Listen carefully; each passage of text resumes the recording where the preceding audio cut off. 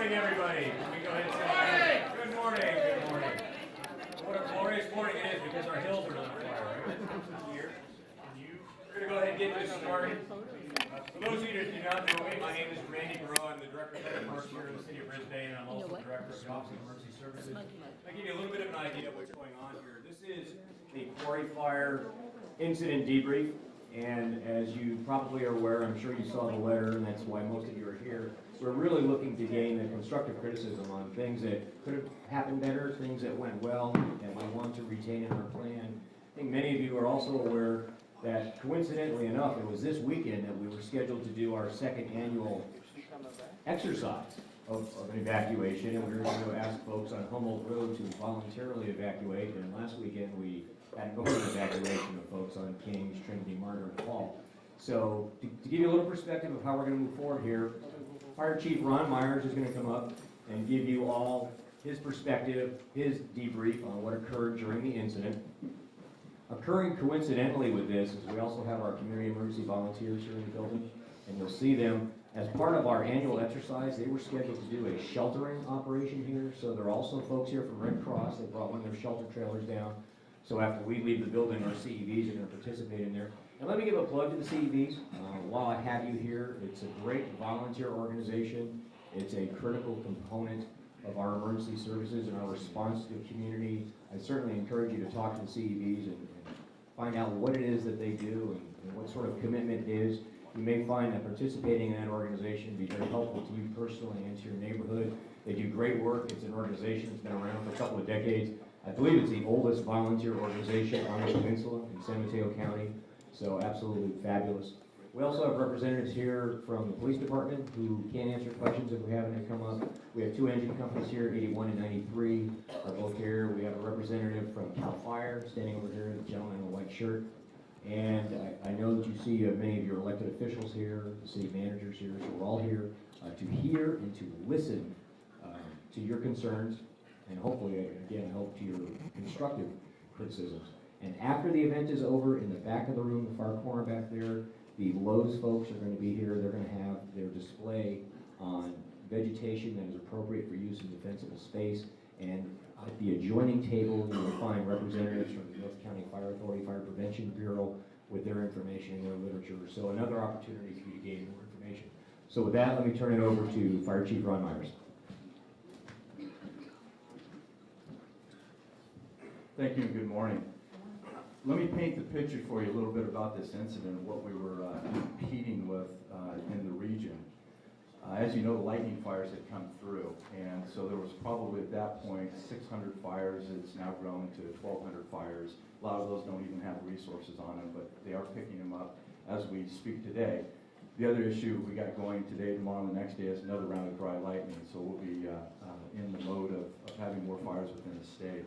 With that being said, you've heard the governor and everybody in the state talk about resources that were not available and that we were trying to get from other states, primarily aircraft, hand crews, and they're very scarce.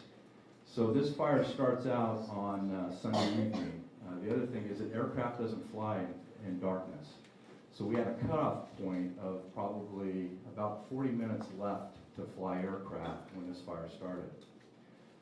The vegetation is different than we've dealt with in California in as many years as I can remember. And Brennan Blue, who is with CAL FIRE, representing CAL FIRE today, we've all been talking about how this is just something that's happened due to the fact that there hasn't been any real rain since January. So Northern California is burning like Southern California does, only without 80-mile-an-hour Santa Ana winds. So we're very concerned about what this summer is going to look like as it relates in California as we move closer to the fire season down into the Southern California area. So one other thing I want to let you know is that the fire, where it started and where it burned, is all under state responsibility area. It's not City of Brisbane jurisdiction. We are the closest agency to respond in conjunction with CAL FIRE, but this incident was within the state responsibility area and the San Bruno Mountain.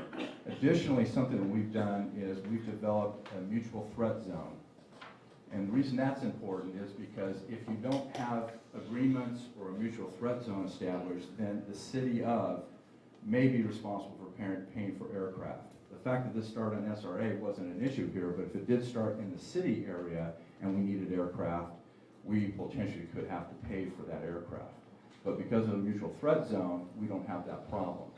One of the things that we have initiated in North County Fire Authority is that because of the volatility of this area, the initial responding resources will ask for additional resources, and they'll implement a responsive aircraft and type of engines that can get off-road. Our engines don't get off-road, and that's something that makes it difficult. You'll see the smaller, more compact engines from CAL FIRE. Those are considered the engines that will get off-road, and they can actually get up on these roads and make a fire attack. Our fire engines don't do that. We can make hose lays from an area off the road, but as you can see, this fire started way up on the slope.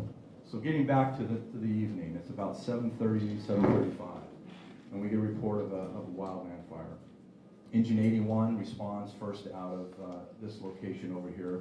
They get to the fire, they realize that the fire's up on the slope. We can't get it, it's gonna go up slope, which it burns very well up slope and burns very well with wind. So Engine 81 establishes what we do, our incident command, and then asks for more resources, which is exactly what we needed to do. That brought more resources coming in. The responding battalion chief asked for aircraft. We're at that cutoff point. We're also competing with fires all around. We weren't sure we were even going to get any aircraft. We were fortunate to pick up 2 helicopters, no air tankers. Air tankers were down for the evening, so we got 2 helicopters. The helicopters came in, we all assembled, we established a command post. Probably within about 10 minutes, we implemented an evacuation order because the fire had come up straight up the ridge here, up the slope, got to the top, picked up the prevailing west wind, which was 30 or 40 miles an hour, and then started driving the fire down towards the community. We didn't have a lot of choices. It was either try and do structure protection in here, which is at best marginal if you're going to do structure protection, especially considering the vegetation that exists there. Or we had one other option, and that was to do a firing operation. And so myself and a battalion chief from CAL FIRE and the rest of the group discussed it and said, you know what, we got to fire this. That's our only way to not stop the head of this fire from moving down in this direction in the community and potentially taking structures out. So the helicopter, we made contact with the helicopter. The helicopter comes with a crew inside the ship with a captain and firefighters. They flew around the fire and they said, we have a road, which we knew right here, this road here. Actually, the fire stayed all on this side. This was just to give you a perspective of where the fire was at. The firing operation was all off of this road, all the way back to the hill of the fire. That was the only option we had, or we were going to risk trying to figure out what structure protection was going to look like. And those of us that have done it a few times in our career, it doesn't work very well at times. And we'd be looking at something completely different today in terms of destruction if we didn't do this. Helicopter crew said we can drop them off on top, we can bring fire down. What happens in a firing operation is that you're looking to have it come off of this area here and pull back to the head of the fire.